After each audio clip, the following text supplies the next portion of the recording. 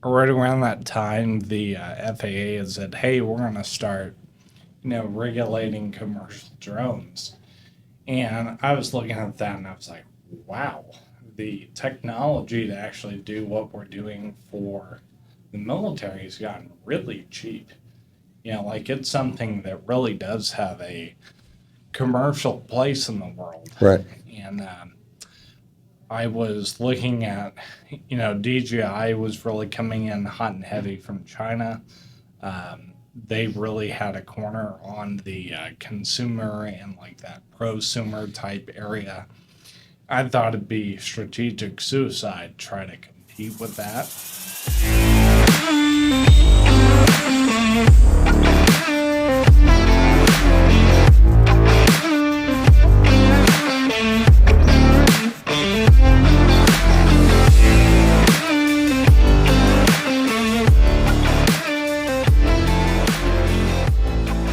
Trevor, welcome to the Texas Embassy podcast.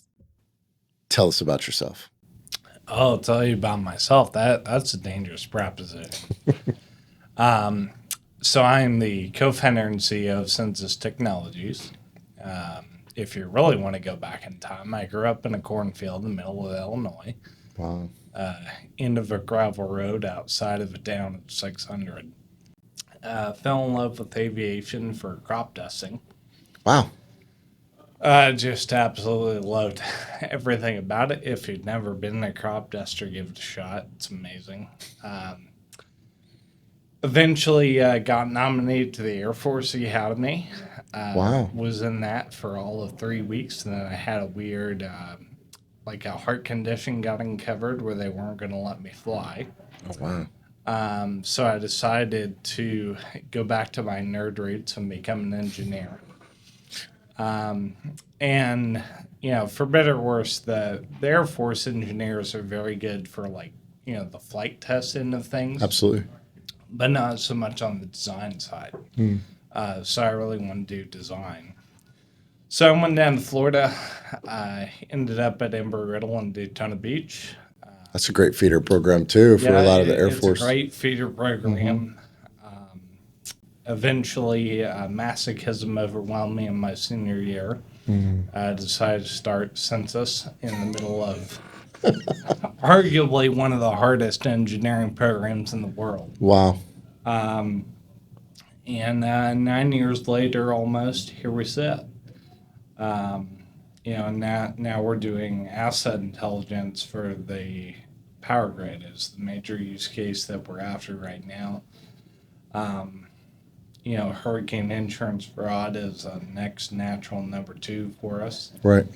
And then going after human trafficking and drug trafficking is kind of, on the tails. On the horizon.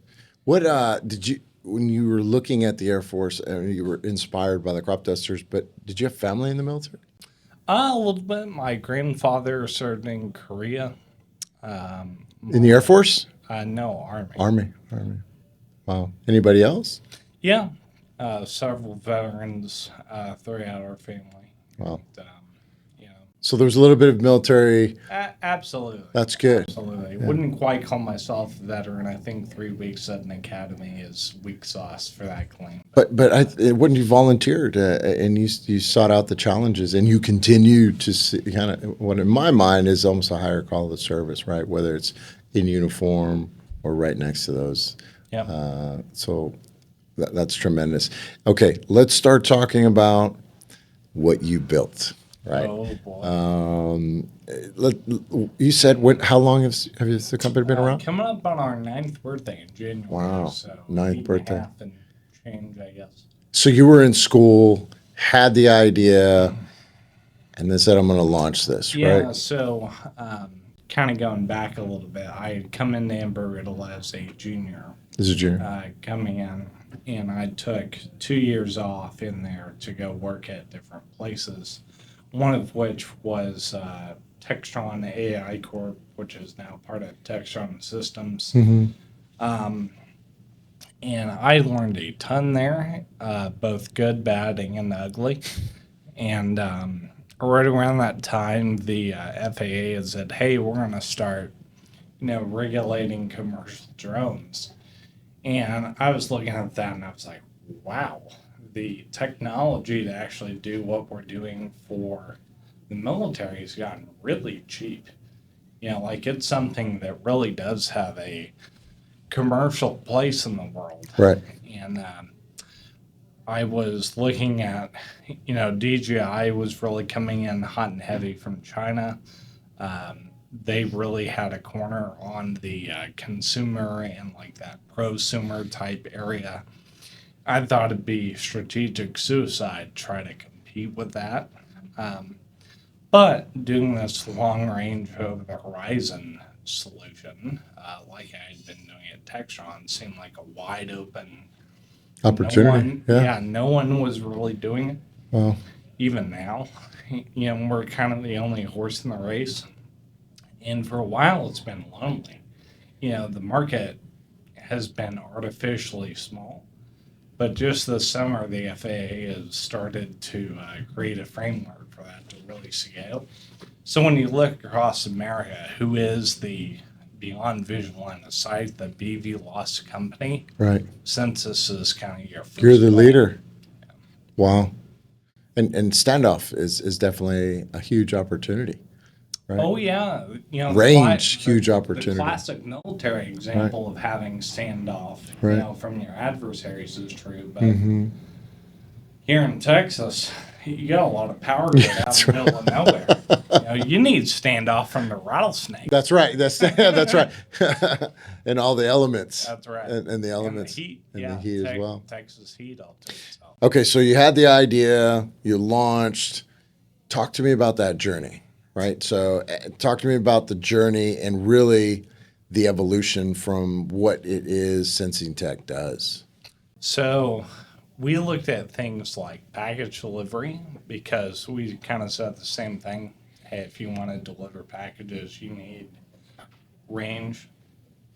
And we conclude the economics were not there.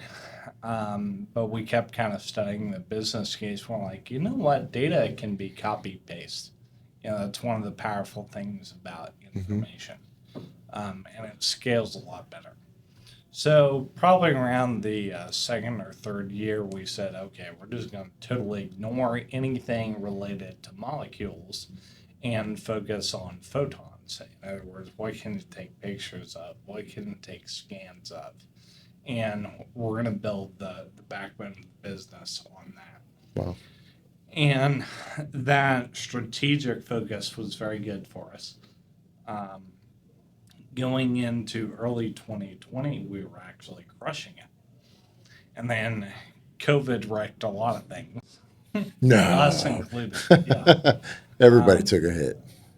Yeah, and this is, we right now are talking about grid resilience, as a country, That's right. company, Mm-hmm. trying to make the grid more resilient to attack, to weather, to age, to just explosive demand. Mm-hmm. Yesterday, I was looking at this graph, and U.S.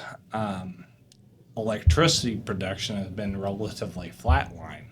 China's is just Shooting. exploding. So we have no choice but to soon dump ridiculous amounts of capital into our power grid. And that's kind of where we're going on the commercial end of it, is trying to just make us all smarter about mitigating problems before they happen. Story I keep telling. 7 million miles of power grid has 1,100 ignition points every year inside of it for a wildfire. Wow.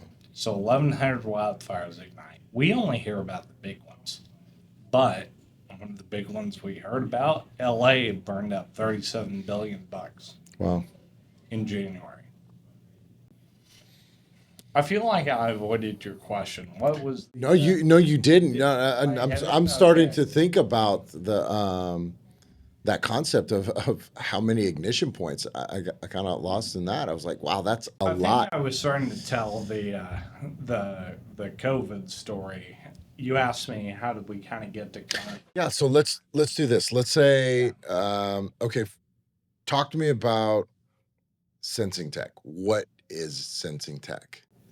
So the sensing technology that we use, we're using LiDAR for the power lines. We're using high-res imagery. Um, the guys that do metallic exploration, we use magnetometry. But a defense use case for that is UXO, unexploded ordnance. So hopefully we're close to a peace deal in Ukraine. One of our major clients is the largest landowner in Ukraine. Wow. So they think they have a $10 million UXO problem in front of them. Straight up unexploded warhead sitting in their farmland. Oh my goodness. Yeah, And they need to be able to sense it. right. And so right now, how many verticals are in sensing tech? Is sensing tech, I know I was looking at your the video itself, but you offer several different abilities for your customers, right? Yeah, so Censys, we're definitely going a mile deep right now with the power grid. We're also doing quite a bit at large scale ag right now. So the power grid, as you can imagine, it's this giant web of all these, small straight lines, they kind of web together to build the power grid. The ag problem is a lot more hub and spoke, right? You've got, a drone in the middle, and then you've got hundreds of square miles of area that you can reach. And the thing with ag, only half the year really is a growing season. So you got 26 weeks. And if a problem pops up and you don't see it for a week, you burned 1/26th of your clock. Right. And, at the end of the day, when that manifests in 10, 20, 30% yield loss, then it's real money. That's a lot. Starts to add up. That's right. That's right. So, and You're almost an insurance policy. that's right. Yep. You're almost an insurance policy. I'd argue better than insurance. Insurance is when the thing's already happened. That's a good point. Yeah. This is really mitigation. Right. Preventative. Yes. Preventative maintenance Yep. in a way. It's worth making the investment in a company like yours in order to prevent a catastrophic insurance trigger type of event. So in the company, it's made up of a platform. You have an AI ability to do the sensing, and then just kind of the combination of the two. So what are those three verticals that you guys are operating with? Yeah, so really, what we do from a technology perspective is we've got a drone that's got 100-mile legs, and it's got the FAA approval to do over the horizon, so you can take off point A, 100 miles later, land at point B. And then you can also do it in urban settings.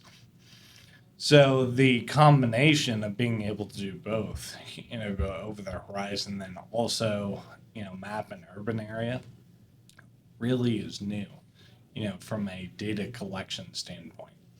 You look at Google Maps and sure, you can see basically anything you want to see, but the resolution is not good. Right, right. So the problems we solve are the ones where details required. And that's where, a long range drone is really good at getting a lot of data at once that is also very high quality. So the Probably at a nominal cost as opposed to subscribing to a celestial asset that is there, right? You have that, but clouds could be in the way, and you guys have the ability to mitigate. Exactly. So the problem with SAT data in particular is that, so it is getting cheaper, but you still have this frequency and demand problem. I want to see the same spot on the ground over and over and over again, day after day. And maybe someday we'll have a constellation big enough to achieve that. Right. But even then, the quality of the data is too coarse, for a lot of this stuff.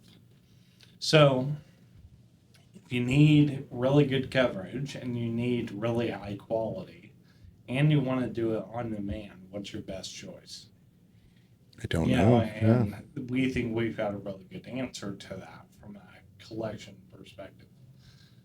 The problem with that triangle that I just described is that you create enormous data sets, terabytes, petabytes of data is what gets dumped on you. So historically, everybody takes that data and they try to upload it to the cloud. Well, the time and the money it takes you to upload it to a cloud resource starts to get ridiculous in those volumes. Okay, so your next best option, the old way, is straight up ship a hard drive somewhere. I kid you not. I don't know if it's still true, but it used to be FedEx. Pony Express, right? Yeah, FedEx was the largest carrier of data for a long time. Oh my goodness. I don't know if they still are or not. That'd be worthwhile exploring. So part of how we got where we are now is that over the one of the things that COVID catalyzed, if there is a silver lining, is this major evolution in GPU computing, and the mass use of video conferencing and all that kind of stuff really drove this innovation around higher level computing. And who knows what the stock market says today, but Nvidia's top 5. Oh yeah, I think it's number one value at least. It was real recently. Right. I don't know if it's still there or not, but my point with all that is that the computational hardware has come so far so fast, and with that, the GPU hardware that makes AI run has gotten really, really cheap and available. So we have a data management strategy where all of it's being done at the edge. It's either happening on the drone before it even lands,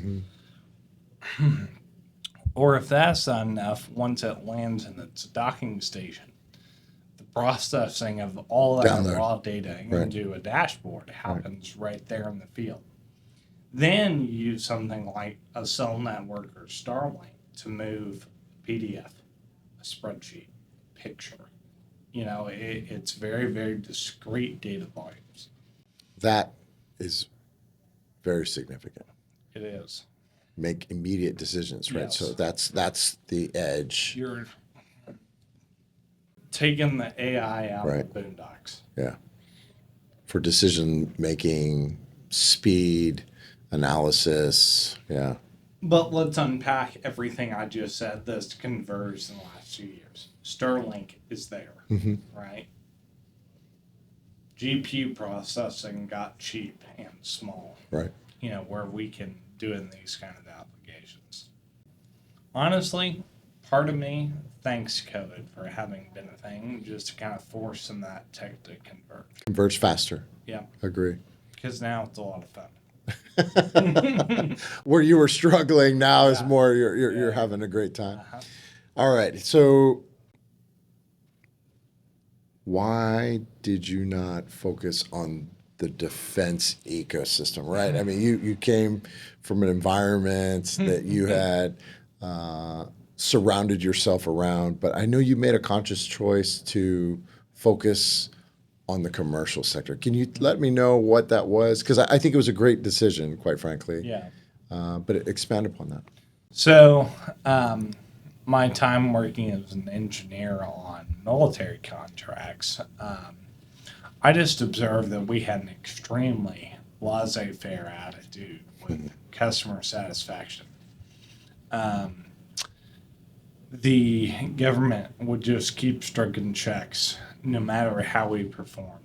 If we performed great, we got paid. If we sucked, we got paid. It just there was not a level of accountability unto excellence of the way that those contracts were structured. So as a taxpayer, it made me want to vomit. Just watching how it really doesn't matter how the dollars get stewarded. Not to mention that the Army is human beings too. They deserve good products. They deserve good service. Why should it be that just because they're in the military, they have to put up with BS? And when I was looking at Censys, a couple things. We have an extremely broken procurement system in this country, for one comment. For the Department of Defense and federal. Yeah, right. let's just broaden that to all federal, where it's made to funnel through a handful of primes. And, it really needs to be more open and competitive.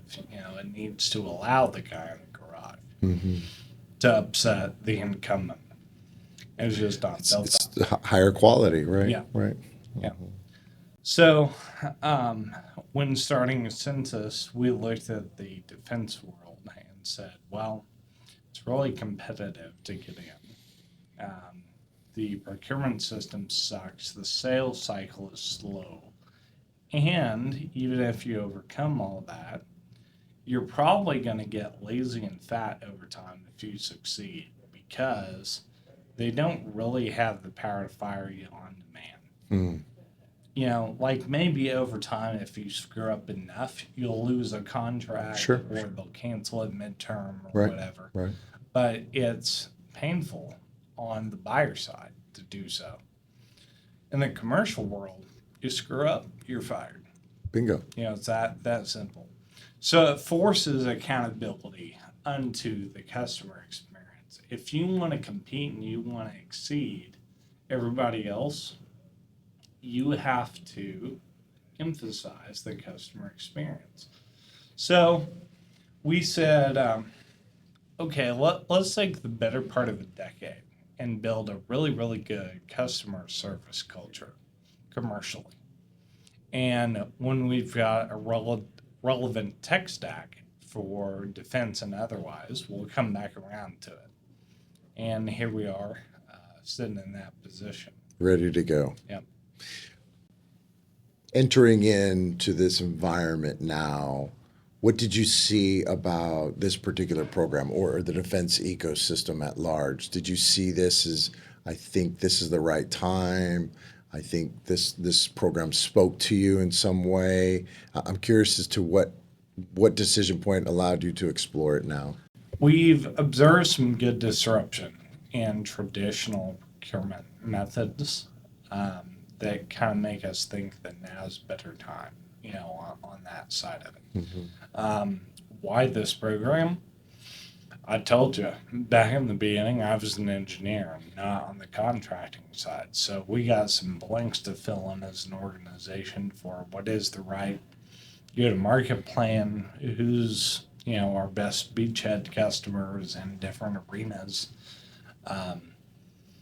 Just trying to answer a lot of questions quickly that may normally take us months or years to get to the bottom of it. So,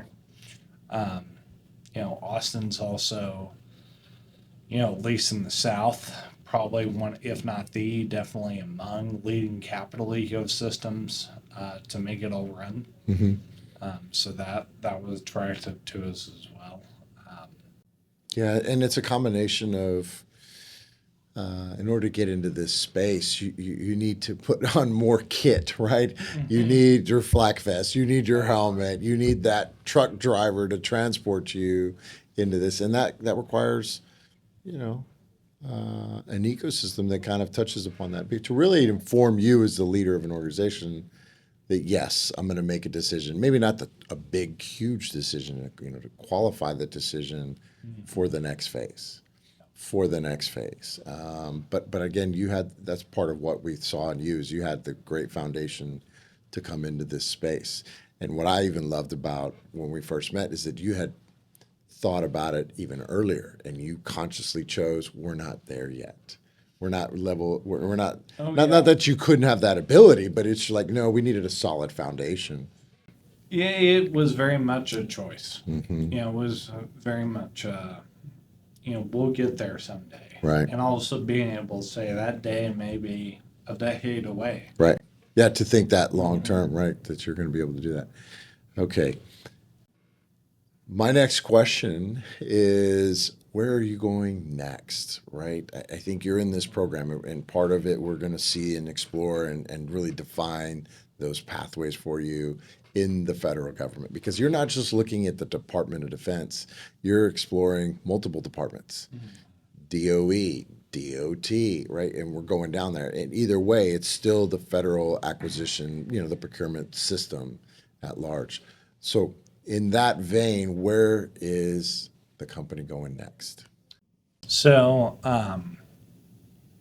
it's a very loaded question. I'm going to try and unpack it. Unpack it in your own way. I know that's part of the openness. Let me take it from here. So, the mission of Censys is to enrich lives through asset intelligence technology.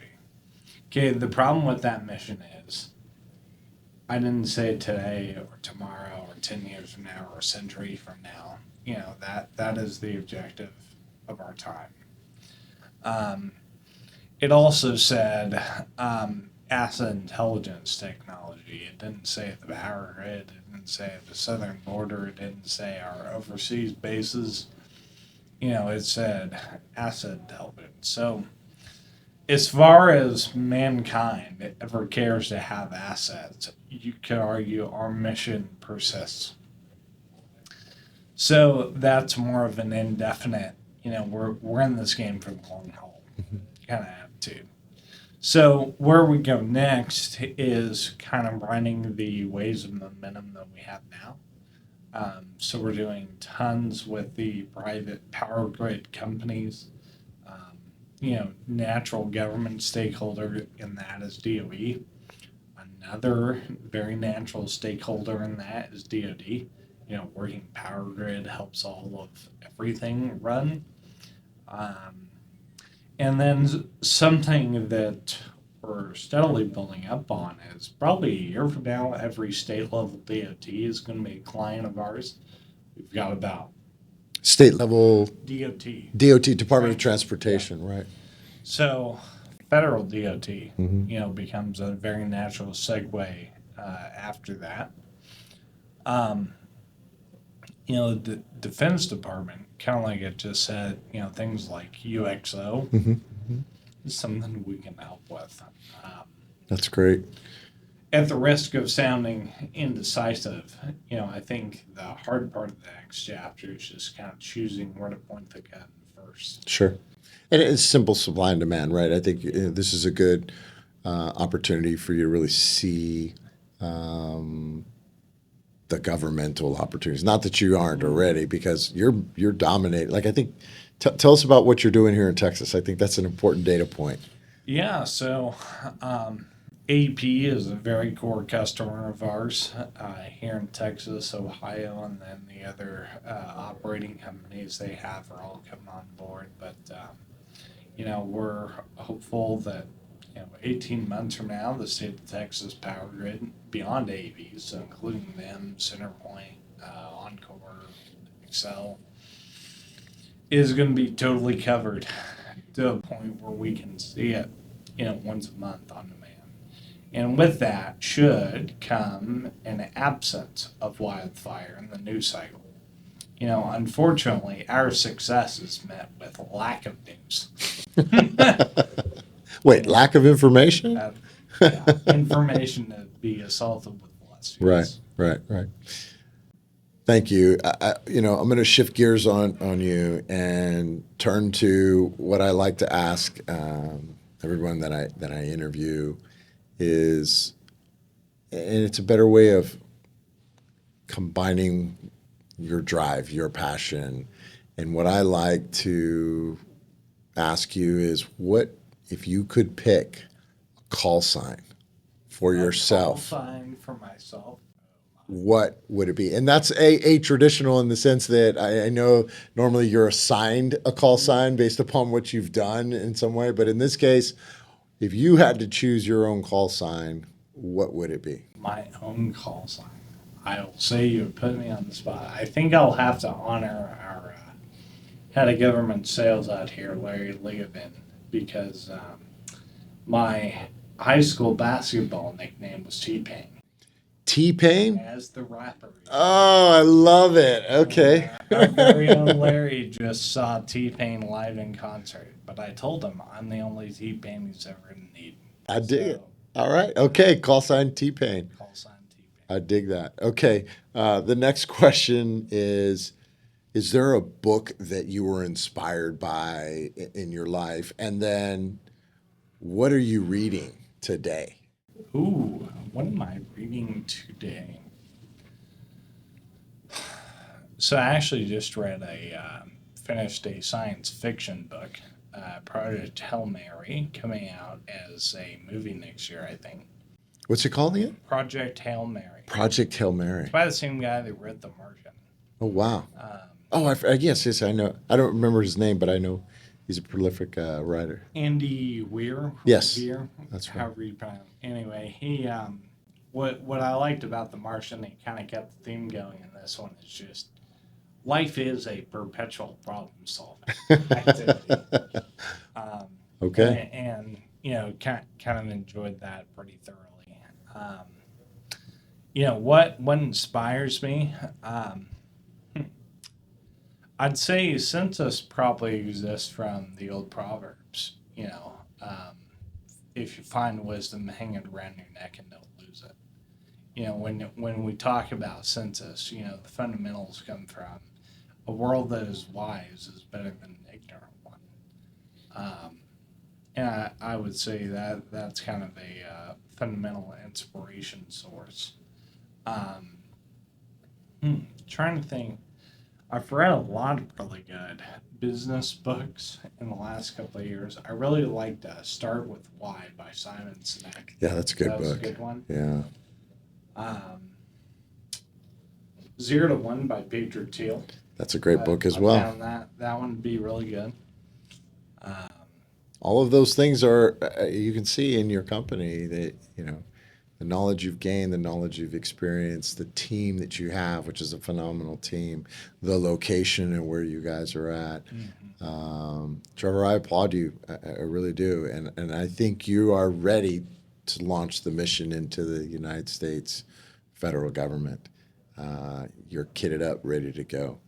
And that's why we selected you. That's why one of these things for the program, and this is a long game, so we're here to help you along that mission. So thank you, Trevor.